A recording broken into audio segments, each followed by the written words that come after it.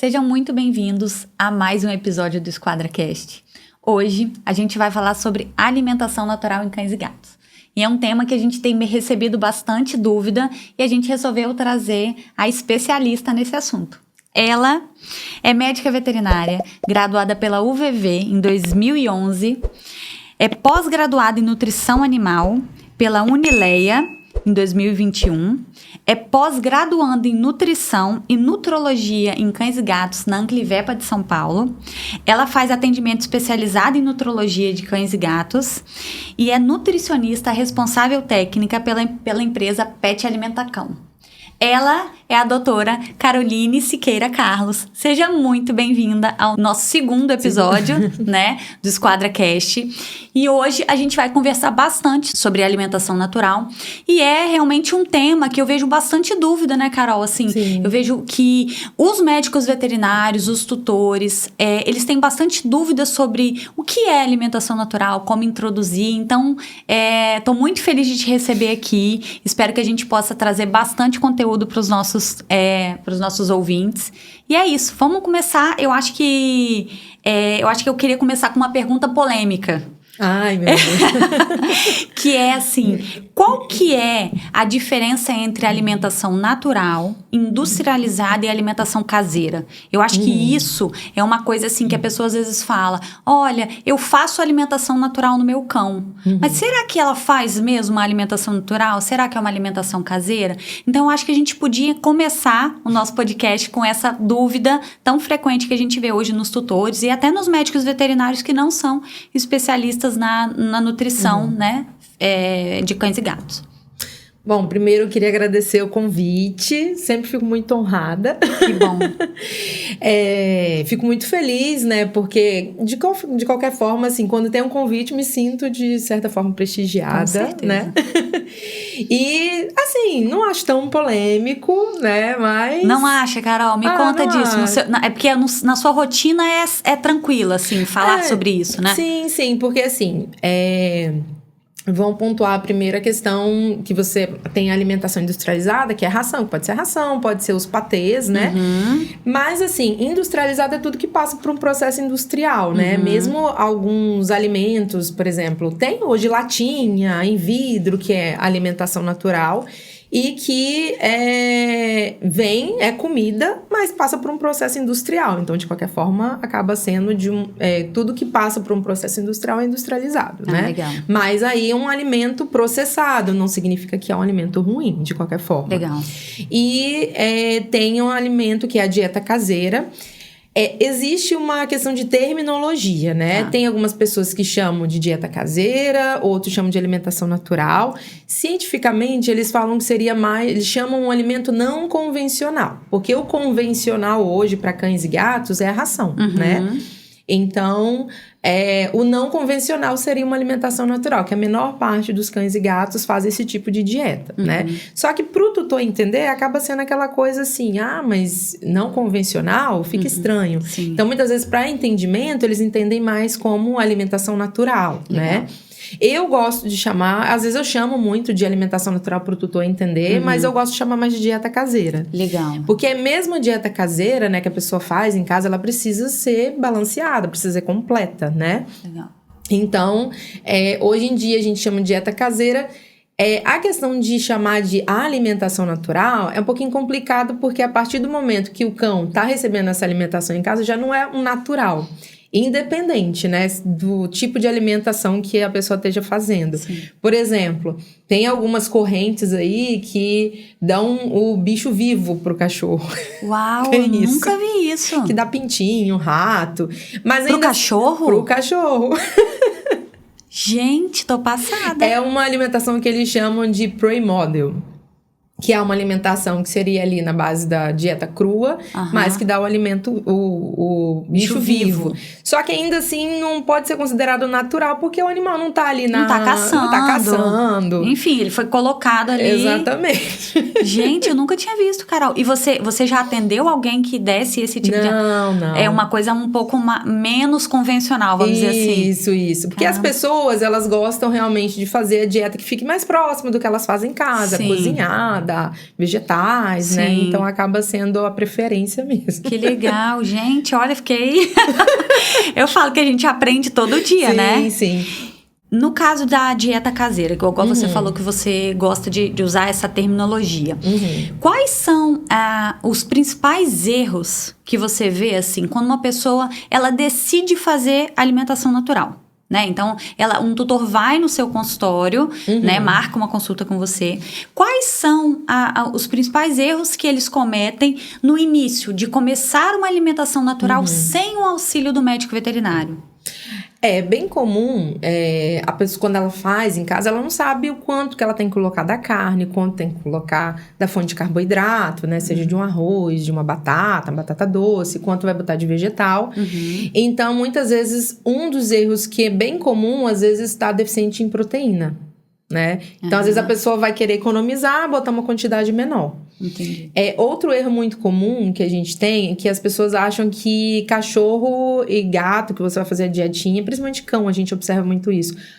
Eu faço a comidinha sem óleo, sem sal e tem que colocar sal.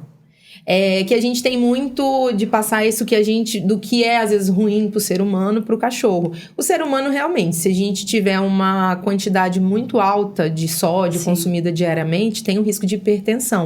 Só que não existe essa evidência científica para cães e gatos.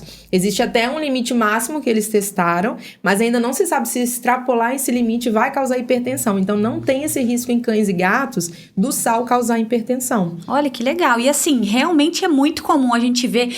Eu vejo muito assim, o tutor falar meio assim: olha, meu cachorro eu senti que ele tava passando mal, aí eu fiz uma comidinha em casa, mas eu não coloquei azeite, não coloquei sal, não coloquei nada. Isso, exatamente.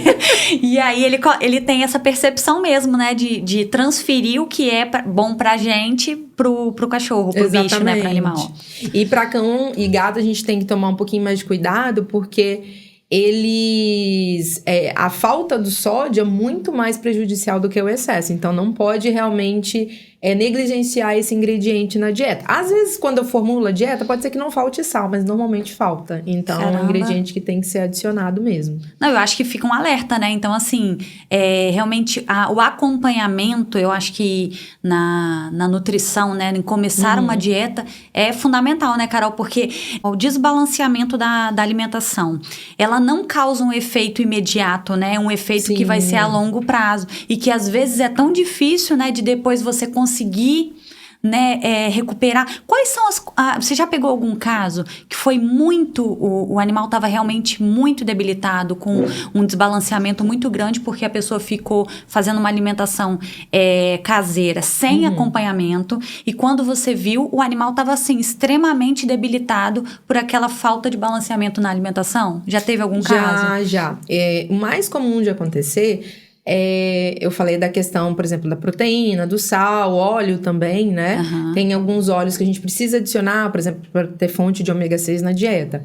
Mas o tutor também fica sem noção de quanto que ele vai dar de cada alimento. Sim. Então, um exemplo, é muito comum, às vezes, o cachorro chegar abaixo do score ideal, chegar magro. Magro? Né? Porque a pessoa tá dando menos do que o ideal. Porque quando a gente compara, principalmente com a ração, a ração, como ela é sem água praticamente, né? Ela tem no máximo 10% de umidade, né? Que é o que eles declaram normalmente. Sim. E aí, o volume da dieta, ela fica mais concentrada, porque não tem água. Sim. A alimentação natural, ela é uma dieta úmida, né? Já os alimentos, eles têm bastante água. Então, normalmente, fica ali por volta de uns 70% de água que já vem do alimento. Então, ela fica volumosa. Fica volumosa. Aí, a pessoa, se ela for começar por conta própria e pegar de base o volume da ração, normalmente, ela vai dar um volume menor. Então, às vezes, muita gente chega...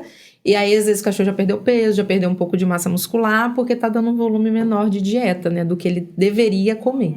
E pra gente fazer um comparativo, assim, pra ficar visualmente fácil. Quando você fala de, por exemplo, eu tô falando de uma xícara de ração.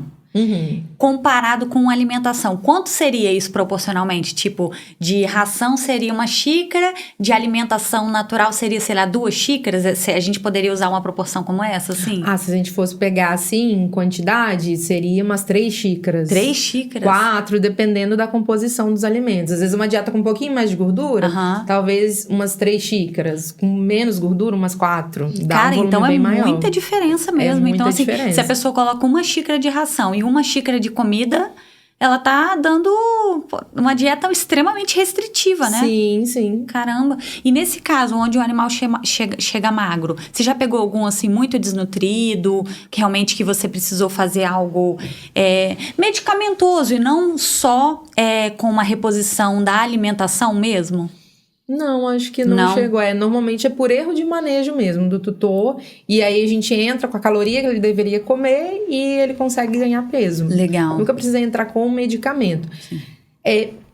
Assim, tirando alguns casos que o cão às vezes é seletivo, chega às vezes é um pouco magro, porque não tá comendo de forma adequada. Aí às vezes entra com algum estimulante de apetite no início. Ou se é um paciente que tem algum problema, que tá com vômito, aí tem que cessar aquilo que tá causando a falta de apetite. Entendi. Mas já precisei em alguns casos entrar com estimulante de apetite. Caramba, porque assim, eu penso que com a alimentação natural, ela, se eu estiver errada, por favor, me corrija, mas assim, a alimentação natural, ela deve ter uma aceitação muito maior do que a ração, correto? Sim, normalmente eles gostam muito. Cachorro que é muito seletivo, eles preferem. E ainda assim tem cachorro que é seletivo para alimentação natural? Ainda sim. Meu Deus! Qual que é o alimento, assim, que quando o animal é seletivo para alimentação natural, você vê que, assim, esse eu não posso colocar porque dificilmente ele vai comer, por exemplo? Tem algum, assim, que é muito específico? Não, o que eu normalmente, por exemplo, quando o cachorro é muito seletivo, eu tento evitar botar muito vegetal. Não que eles não gostem, mas o vegetal, ele é mais fibra, água, vegetal que eu falo assim, chuchu, cenoura, abóbora, abobrinha.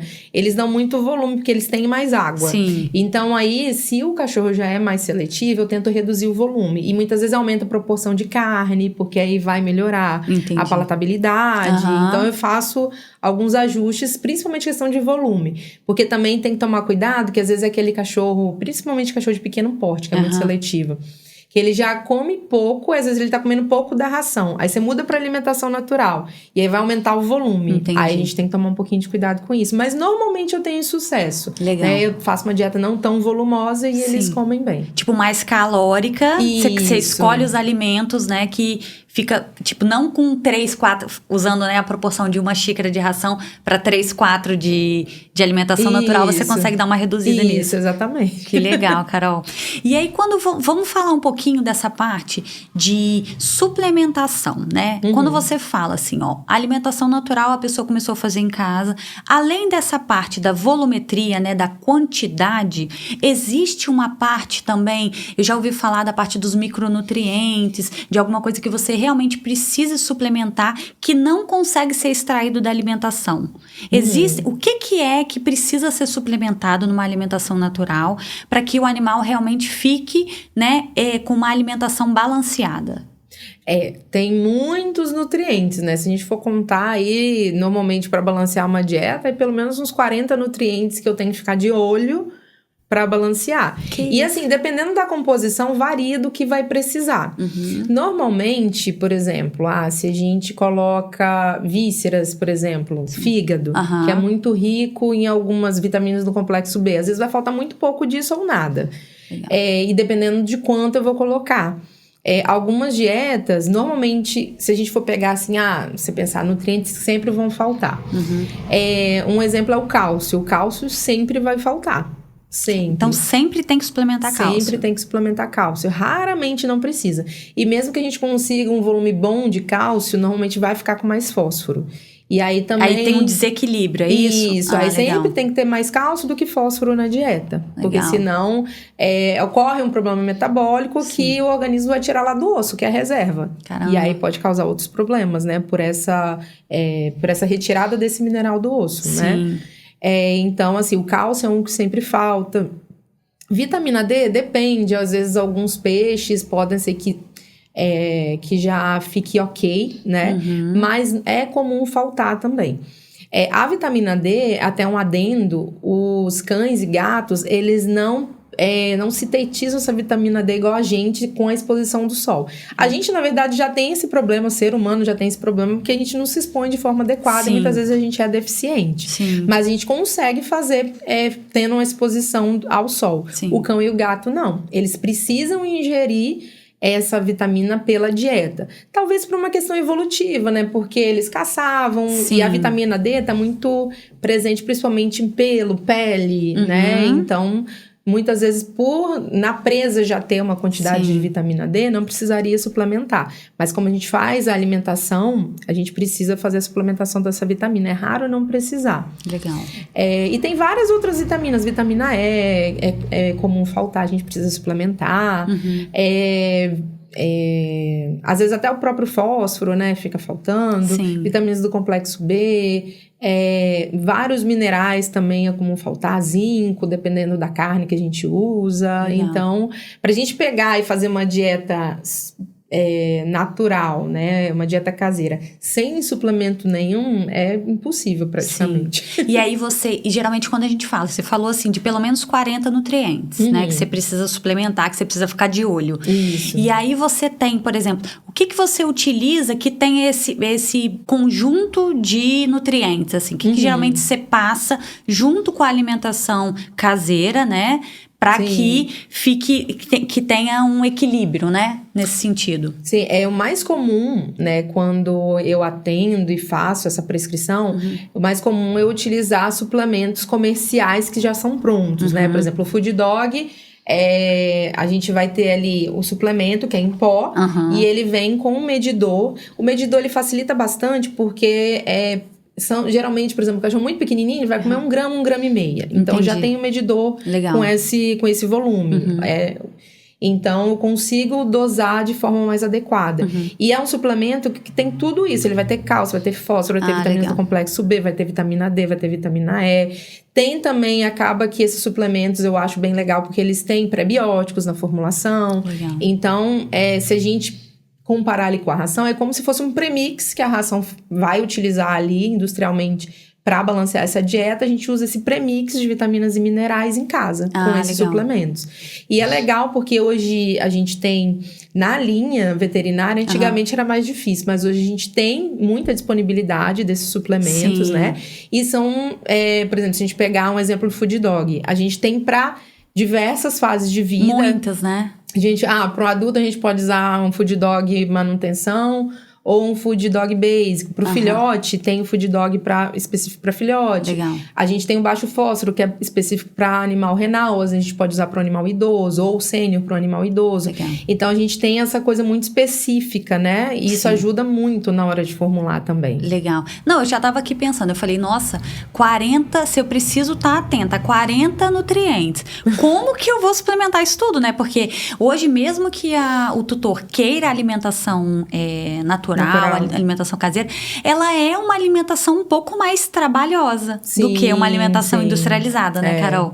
E eu acho que vale, eu queria que você falasse pra gente no sentido de o que você enxerga como nutricionista, como médica veterinária, quais são as vantagens e as desvantagens no caso de uma alimentação natural, né, de uma dieta caseira, e na parte também da parte de industrializado, que seria a ração. O que você vê de benefício dos dois lados, assim, para falar? Quando a gente pensa na ração, ela tem uma vantagem muito grande de praticidade, né? É um alimento que já é balanceado. Muitas vezes eu até falo com os tutores, se for para fazer o alimento que você vai fazer caseiro, é muito bom, Só que se você for fazer e não suplementar, dá a ração, porque a ração ela já vai vir balanceada. Sim. Porque às vezes as pessoas subestimam o perigo de você não suplementar. É muito perigoso mesmo. A longo prazo pode causar problemas de pele.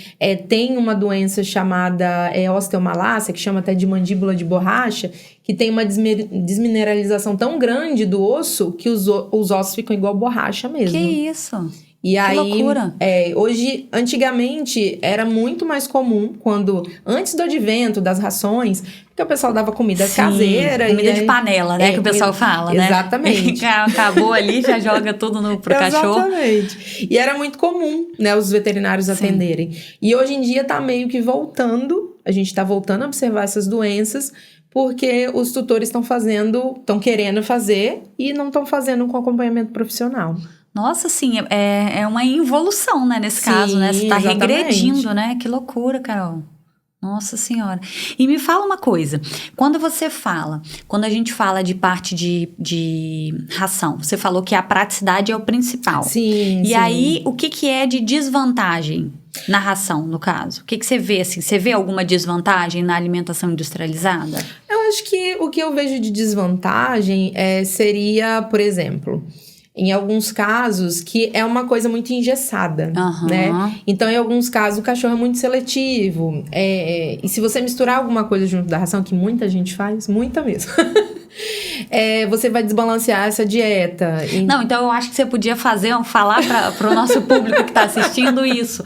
Não misture, fale, Carol, por favor. Gente, não misture nada junto da ração, porque assim, desbalancia. Não tem jeito, tá? Então, ou escolhe ração ou faça uma dieta caseira balanceada. Exatamente. Legal. Porque assim, e falando ainda da questão da ração, né? As desvantagens, por exemplo, tem um cachorro que ele tem um problema renal e ele tem um problema de pele. Vou dar um exemplo. Sim.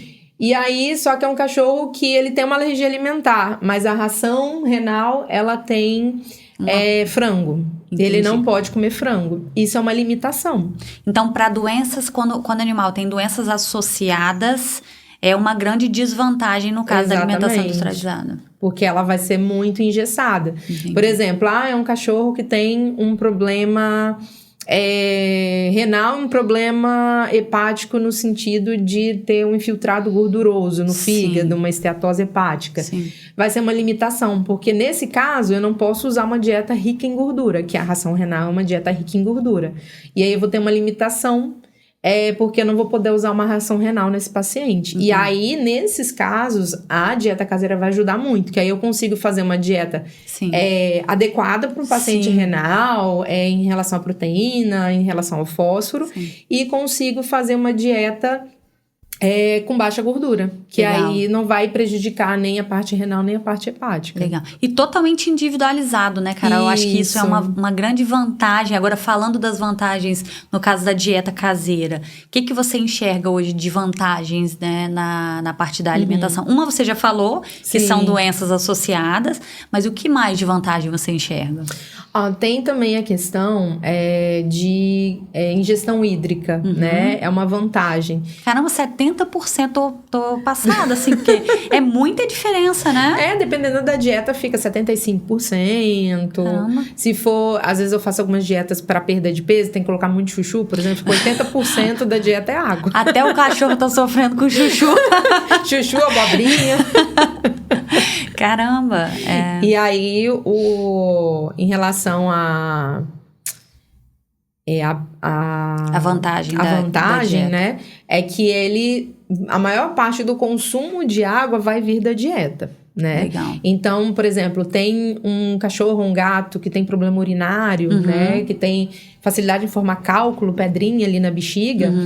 Quando você dá uma dieta com mais líquido, isso vai dissolver com mais facilidade. E vai prevenir, principalmente. Porque geralmente o que eu foco é na prevenção mesmo, né? Só que a gente tem que tomar um outro cuidado também. Porque é muito comum... tem alguns cachorros e alguns gatos que param de beber água. Para mesmo, assim. Depois que começa a alimentação natural. Mas aí, normalmente, não supre 100% do que ele precisa beber. Então, nesses casos, eu sempre coloco o tutor em alerta. se parar de beber água, eu sempre passo o quanto de água ele vai precisar beber por dia. Que legal. Aí você mistura isso na comida. E geralmente é muito tranquilo, a aceitação é muito boa. Legal. Às vezes mistura ali na comidinha, o cachorro gosta muito, Sim. Aí ele come quase uma sopinha.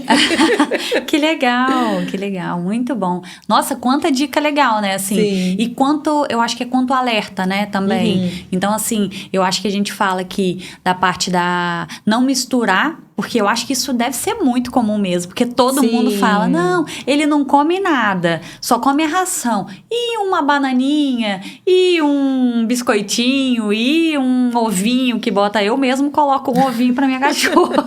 Não posso colocar mais. Tem até um artigo científico que eles fizeram um estudo para ver quantos tutores que misturavam alguma coisa na ração ou dava alguma coisa extra, mais de 50%. Eu já ia chutar uns 80 aqui, porque todo mundo que eu conheço, eu falo, gente, dificilmente você tem um tutor que é 100% ração, né? Sim, e assim, sim. Caramba. É porque assim, é 50% dos que, por exemplo, dão ração. Porque desses 100%, uns 10 a 15% são tutores que dão dieta caseira. Ah, sim. Então assim, deve ser 100% dos 50, né? Exatamente. Legal. E, Carol, quando a gente falou das vantagens, né? Sim. Gestão hídrica, a gente falou dessa parte também de associação das doenças e de benefícios, assim, que você vê no funcionamento do corpo. Assim, você vê muito benefício em questão de saúde de pele, saúde intestinal. Você vê vantagens nesse sentido, no caso da alimentação natural? O que eu reparo que os tutores comentam muito, assim, quando a gente pensa em saúde intestinal, é que o volume das fezes costuma reduzir. A maioria das pessoas pensa assim, nossa, mas eu vou dar comida e o cocô não vai ficar legal. É sempre esse pensamento, Sim. né? E eu sempre falo assim, é pra ficar a mesma coisa da ração, né? Ou melhor, né? O que pode às vezes acontecer é de as fezes ficarem um pouco mais úmidas por causa da quantidade de água ali da dieta. Sim. Mas é pra ficar com formato bonitinho e o normal é fazer volume menor do que com a ração. É o que eu reparo na prática. Legal. Até na minha casa, que o meu cachorro... Não é casa de ferreiro espeto de pau, né? É um cachorro de 30 quilos, né? Que come dieta caseira. E o volume de fezes é muito pequeno. Você pensa assim, nossa, cachorro grande vai fazer muito cocô. Não, ele faz pouco cocô. Caramba, que legal, Carol. E aí, uma dúvida que me veio. O custo, a gente falou, né, do benefício das rações e da dieta caseira, mas e quando a gente fala de preço, né? Hoje a gente vê muito tutor buscando uma economia. Quando você fala de preço, quando você compara as duas, tanto a industrializada, a ração, quanto a dieta caseira, o que você enxerga, né? Qual das duas é mais vantajosa financeiramente? Quando a gente pensa assim, financeiramente, normalmente a alimentação natural vai ficar um pouco mais cara. Mais cara. É o mais comum. O que eu reparo os tutores falando muito, quando, por exemplo, é um animal saudável que a pessoa quer começar a alimentação natural. É comum ficar mais cara em relação às rações de manutenção, né? Porque tem a questão da carne, né? Que às vezes encarece um pouco mais. A gente precisa de entrar com suplementação. Sim. Então, assim, o que os tutores relatam é que fica um pouquinho mais caro. Quantos por cento, mais ou menos, Carol? Talvez uns 30%, 50%, assim. Sim. Varia muito da composição da dieta mesmo. Tá. Isso fazendo em casa. Se for fazer com a empresa, aí fica um pouquinho mais caro, né? Porque tem empresas hoje que fazem, né, conforme a prescrição. E tem também as dietas que são padrão. Quando a gente pensa em alimentação coadjuvante, que a gente chama muito de dieta terapêutica, né? Mas é até meio errado, porque não pode falar que a dieta trata, né? Ela ajuda... Ela é um adjuvante, né? É coadjuvante ao tratamento. Legal. Então, eu reparo que os tutores muitas vezes falam que fica quase a mesma coisa, às vezes até mais em conta, dependendo. Legal. Às vezes, dieta renal, que não vai tanta carne, tem tutores que relatam que fica mais em conta do que a ração renal. Legal. Então, varia muito de dieta para dieta. Sim, nossa, são muitas variáveis, né? Sim. Quando a gente falando de preço, né? Qual é o tipo de proteína que você mais costuma usar nas suas dietas, né? Nas suas prescrições, no atendimento ao cão e gato? O mais comum, eu sempre tento facilitar para o tutor, né? Passar carnes ali que ele vai ter facilidade tanto no preparo, né? E para achar também. Vamos dar um exemplo. O frango é uma coisa que eu gosto bastante. Então, para facilitar, eu uso peito de frango.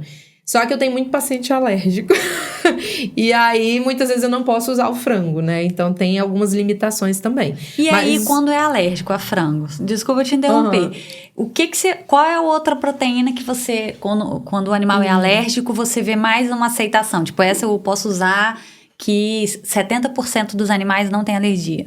Em relação à pele, principalmente, o que eu tenho mais sucesso é carne de porco e alguns peixes, tipo tilápia, merluza, pescada.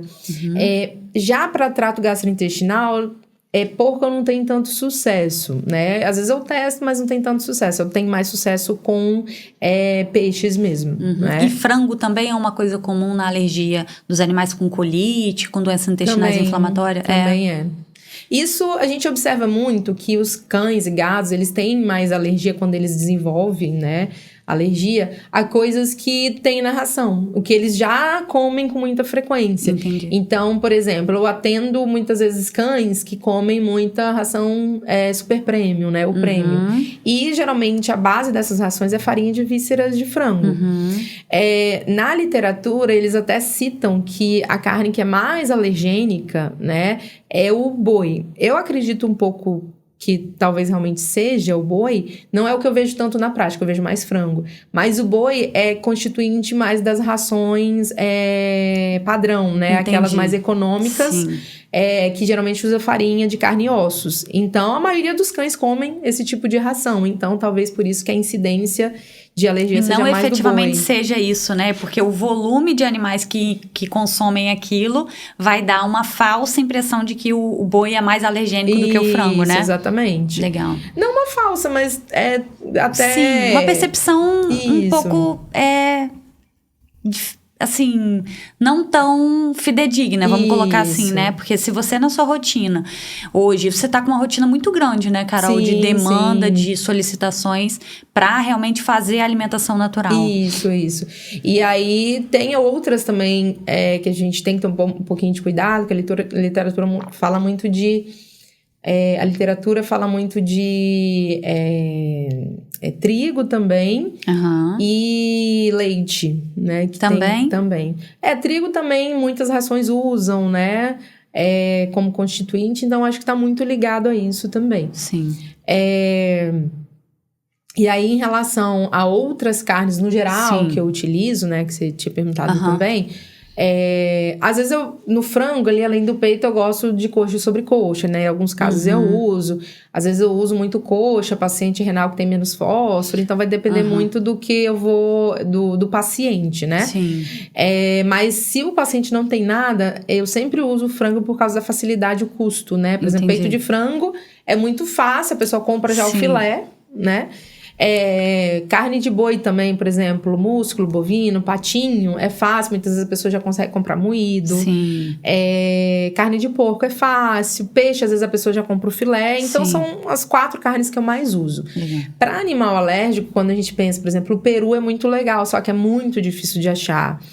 Algumas carnes exóticas eu uso em último caso, porque às vezes a pessoa vai achar, por exemplo, coelho, carne de coelho ou carne de rã. Muita facilidade naquele período, depois não acha mais. Entendi. Então, às vezes, algumas carnes que eu evito. Tem o cordeiro também, só que o cordeiro acaba encarecendo muito, né? Entendi. Então...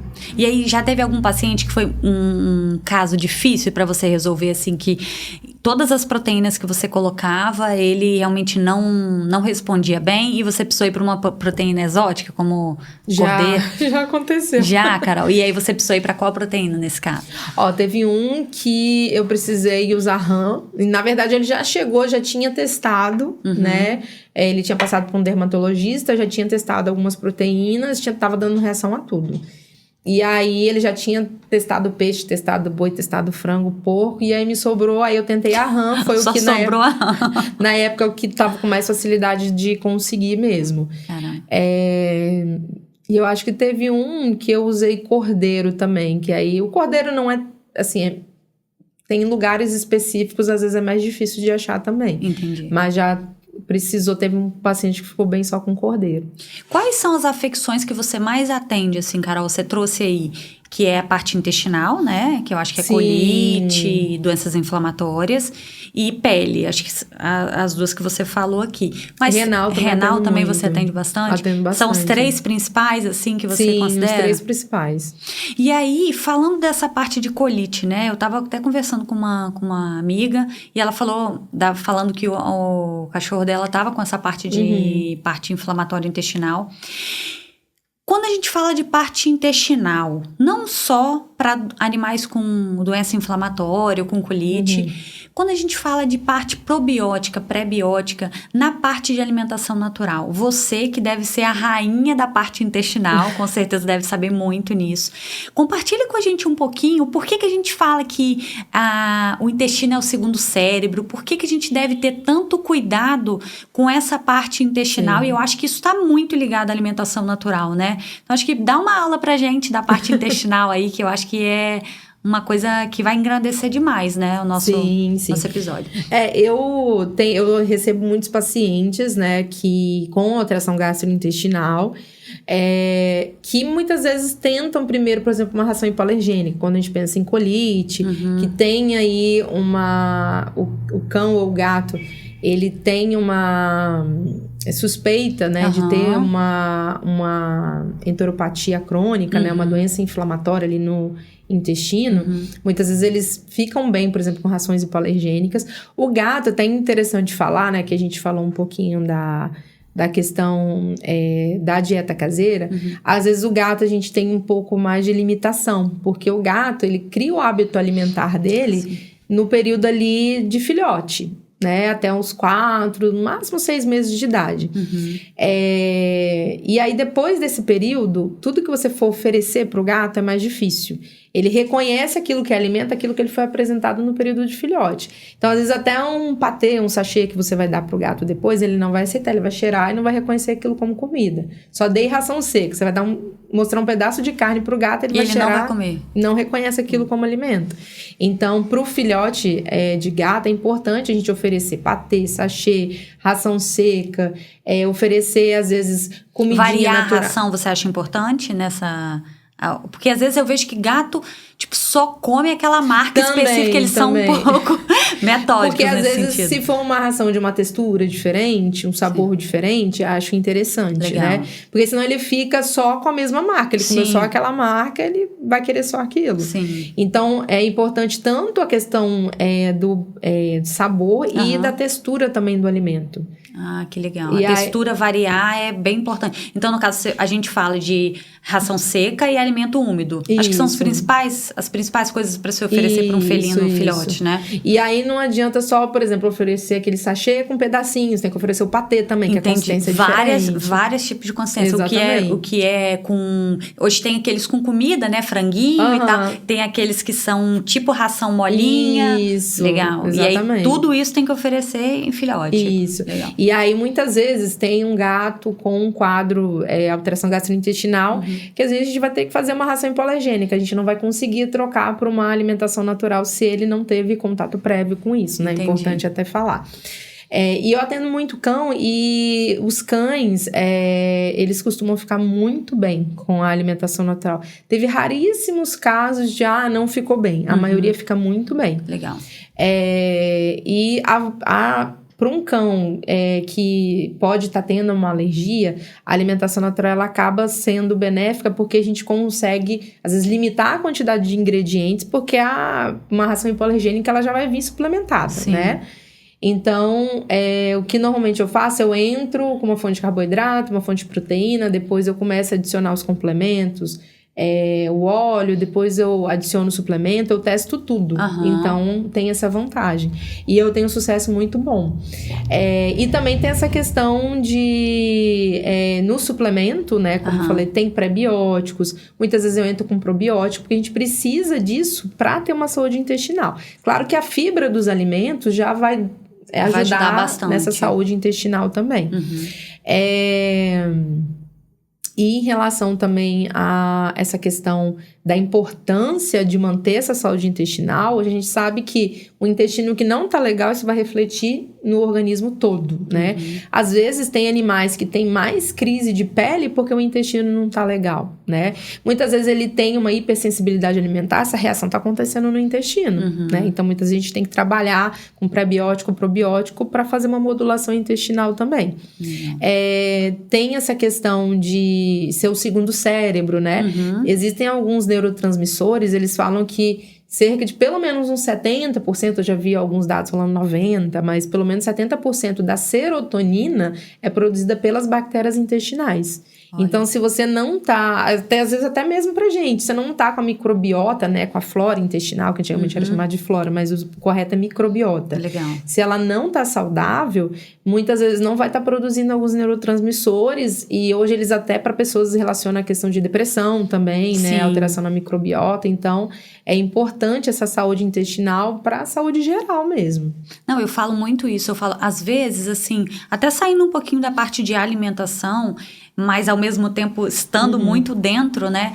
Às vezes o animal, ele tem uma frequência de doença muito grande. Então, um animal alérgico, que tem problema de pele, e às vezes a gente esquece de pensar como tá a saúde intestinal, né? Sim, e eu costumo muito falar sobre isso quando a pessoa tem filho. Você suplementa seu filho com probiótico quando é neném. Então, assim, eu acho que é a mesma importância, né? Então, eu acho que falando de parte de alimentação natural, você considera que o animal, quando ele come a dieta caseira e ele consegue sim ter uma alimentação balanceada, você considera que ele fica menos doente? Olha, a gente não tem, por exemplo, artigo científico comparando questão de longevidade. Até que a questão de longevidade, o quão o cão ou o gato vai viver, eu particularmente não vejo tanta diferença. Só que eu reparo que esses cães, esses gatos que ficam idosos, eles ficam menos doentes. Eles vão menos ao veterinário. Tanto que tem uma questão, igual você falou assim, a alimentação natural realmente ela é mais custosa. Mas eu já tive alguns tutores que estavam levando o cachorro com tanta frequência, vivia internado. E aí o tutor fala assim, eu gasto mais, me dá mais trabalho para fazer em casa, ou eu gasto mais porque eu tô fazendo com uma empresa. Mas eu tô economizando com essa parte de não ter que ficar toda vez indo no veterinário. Não é só o custo de ir no veterinário, é o estresse da pessoa, com né? Certeza. De o cachorro tá doente, né? Então... Nossa, e eu falo muito isso sobre a importância mesmo, até a questão do uso do Nuxel, né? A questão da modulação mesmo intestinal, da modulação imunológica, né? Que tá totalmente ligada à saúde geral. Né? Então, você falou muito aqui, que eu achei muito legal. Você falou que você não trabalha com tratamento, você trabalha com prevenção. O que você quer? Você quer saúde, né? E eu acho que o intestino é muito saúde, né, Carol? Se o intestino tá bom, se ele tá funcionando bem, significa que o animal tem menos propensão a ficar doente. A gente pode fazer essa afirmação aqui, eu e você, vamos supor. Se eu tenho um animal que tem um intestino íntegro, que ele tem, né, que faz suplementação de microbiota, enfim, pré- e probióticos. Você considera que ele é um animal mais saudável? Sim, na minha rotina eu reparo que eles ficam menos doentes, ficam muito menos doentes mesmo. Eu tenho, como eu falei, o exemplo do meu cachorro em casa, que assim... a gente sabe da propensão, né, de cães de raça ficarem mais doentes. Apesar de hoje a gente ter muito vira-latinha também. Eu falo que o vira-lata você botou dentro de casa e virou cão de raça. Exatamente. Não tem esse negócio mais. E aí eu reparei, ele ficou, por exemplo, nos 2, 3 primeiros anos, assim, era muita coisa. Eu acabei mudando a dieta dele por causa de um problema urinário, mas depois que eu mudei para alimentação natural, ele ficou muito menos doente. Isso é um relato meu, né? De uma experiência minha. Mas eu reparo que a maioria dos tutores relata isso, que ficou muito menos doente, foi muito menos vezes ao veterinário. Geralmente vai mais para fazer coisas de prevenção, vacinar, né? Questão de vermifugação. Então, não tem muito essa questão de ir com tanta frequência. A maioria relata isso. Legal. E, Carol, pra gente ir seguindo pro caminho, né, pra finalizar o nosso episódio, me fala uma coisa. Quais são as possibilidades da pessoa, do tutor, né, dar alimentação caseira, dieta caseira pro seu animal, né? A gente tem a fazer em casa, é isso? Vamos Isso. fazer as opções que ele tem? Ele tem a opção de fazer essa dietinha em casa, né? Ele vai ter um pouco mais de trabalho, porque, por exemplo, ele vai ter que cozinhar esses ingredientes, preparar. Sim. Depois vai ter que pesar, né? Individualmente, pesar a carne, pesar a fonte de carboidrato, Sim. que pode ser uma batata doce, uma mandioca, um inhame, Sim. arroz. Tem várias opções que a gente pode usar. Depois, os vegetais, né? Vão ter que ser pesados. Os vegetais que a gente considera são aqueles que são pobres em amido, né? São ricos em fibra, são pouco calóricos, igual chuchu, abobrinha, abóbora, brócolis, couve-flor, quiabo. Vagem. Tem uma gama muito ampla, as pessoas nem sabem que pode dar tantas coisas, né? Sim. Até mesmo da carne, né? Às vezes a pessoa fala, nossa, mas eu sabia que podia dar ovo, não sabia que podia dar carne de porco pro cachorro, né? E não tem uma carne proibida desde, claro, que ele não tem uma alergia. Sim. A pessoa vai precisar fazer o suplemento de vitaminas e minerais, vai precisar... o ômega 3 varia, é uma coisa que eu sempre gosto de botar na dieta, porque ele é muito benéfico.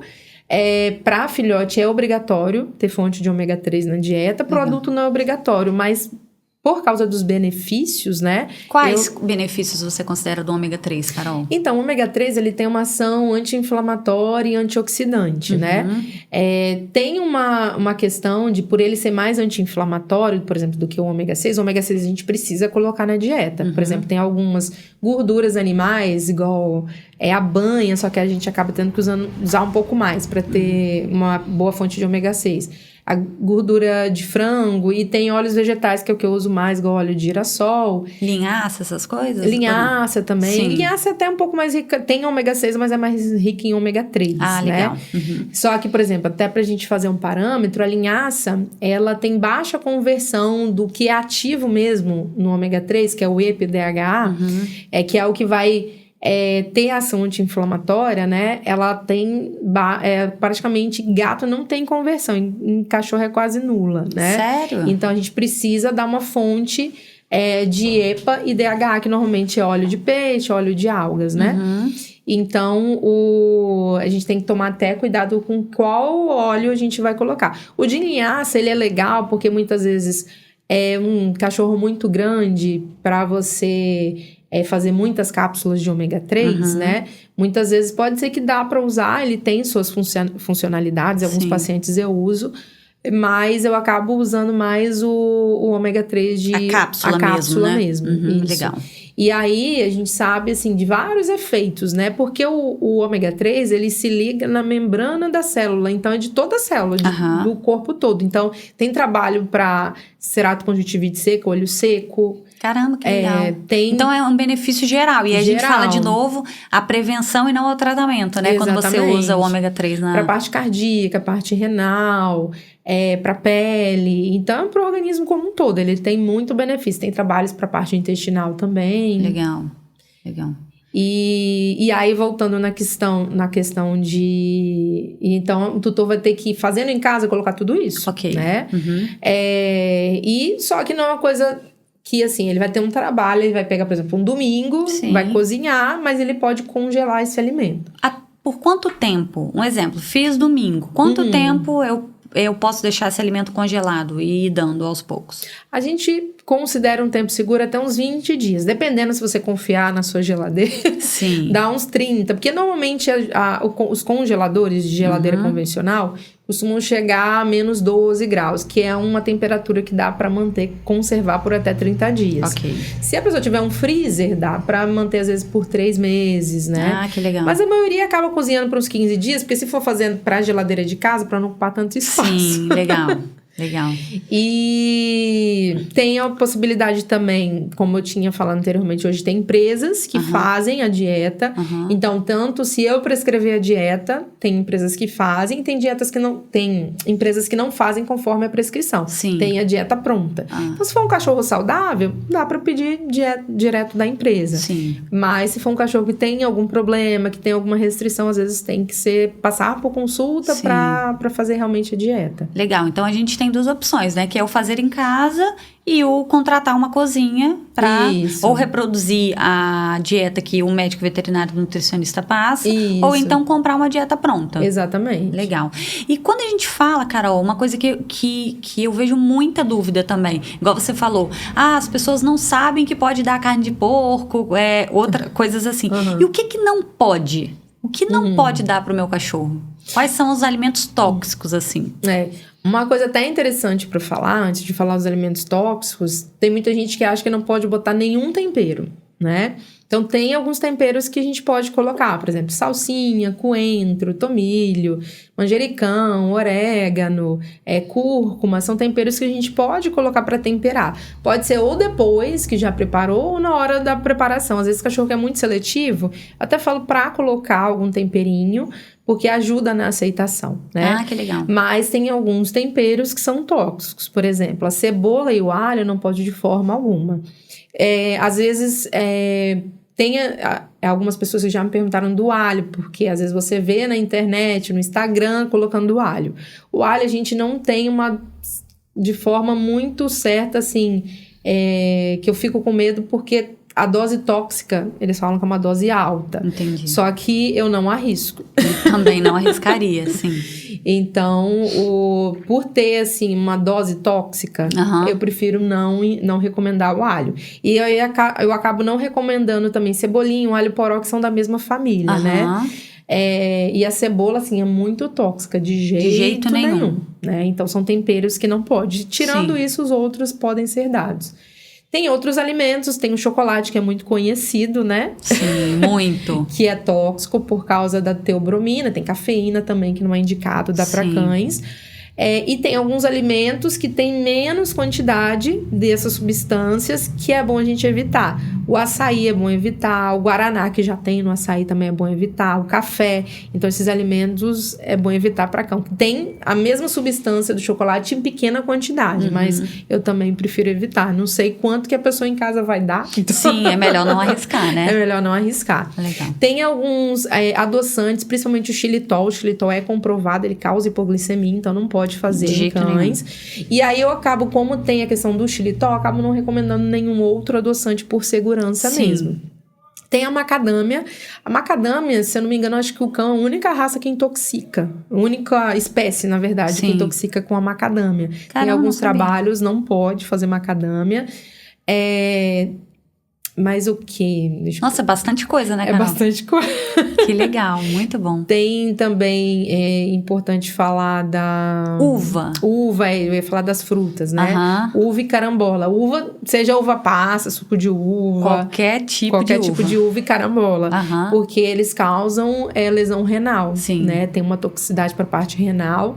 Então, quando é uma intoxicação aguda, causa uma insuficiência renal aguda. O cachorro para de produzir urina. Caramba. Então, é bem grave, né? Bem grave. Então, não pode fazer. Eu acho que talvez eu esteja esquecendo algum. Mas esses acho que são os principais, né? Os principais. Tem algumas coisas bom evitar ver, por exemplo, o tomate não é proibido para cachorro. Sim. Né? Só que você tem que testar a tolerância, porque ele é um pouquinho mais ácido e tem cachorro que pode vomitar. E é até importante falar dessa questão do ácido, porque tem gente que acha, isso é bem difundido na internet, não sei porquê, que cachorro não pode comer fruta ácida. Não existe isso. Mito. A não ser que assim, o cachorro tem uma gastrite crônica. A gente com gastrite não vai comer nada ácido. Mas é uma individualidade do animal. Exatamente. Mas no geral, não tem problema comer abacaxi, mexerica, laranja, não tem problema nenhum. E eu tava falando do tomate, porque o tomate verde, sim, ele tem uma substância, que é a solanina, que pode causar alterações gastrointestinais, é tóxico. Batata verde também, banana... Batata verde? A batata que às vezes é aquela casca mais verde. A banana verde não pode ser dada, porque é muito rica nessa substância também. Sim. Então... que legal. Nossa, acho que a gente fechou com chave de ouro. Carol, eu queria te agradecer demais. Eu acho que foi enriquecedor, muito enriquecedor mesmo.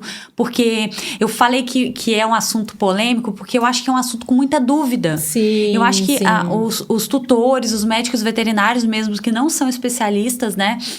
Em nutrição, tem todo dia uma enxurrada de pergunta, né? De dúvida. Então, assim, queria te agradecer demais. Gratidão por você ter aceitado o nosso convite, por ter vindo no nosso episódio e ter trazido tanto conteúdo pra gente aqui. Então, muito obrigada mesmo.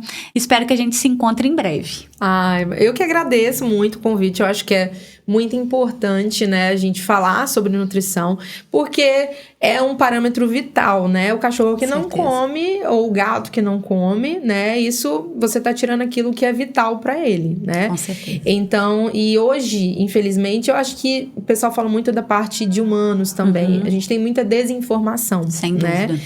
Então, a gente ter profissionais que vão falar ali de nutrição, principalmente sem, como é que é aquela palavra? Sensacionalismo, sem né? Sensacionalismo, que muitas exatamente. vezes você vê uma pessoa muito sensacionalista, com, isso não pode de jeito nenhum, pão não pode porque engorda. Se a pessoa é muito sensacionalista, tem que botar um pezinho pra trás, porque hoje a gente tem muita desinformação. E a gente tem visto muito isso na área de veterinária também. Sim. Então, é uma coisa que a gente sempre tem que cuidar, tem que ter cuidado. E é importante a gente sempre falar disso também, que é uma coisa que o cão e gato faz todo dia, que é comer, né? Sem dúvida. Que bom, Carol. Muito obrigada. Obrigada a você que assistiu a gente até aqui. Um beijo e até o nosso próximo episódio.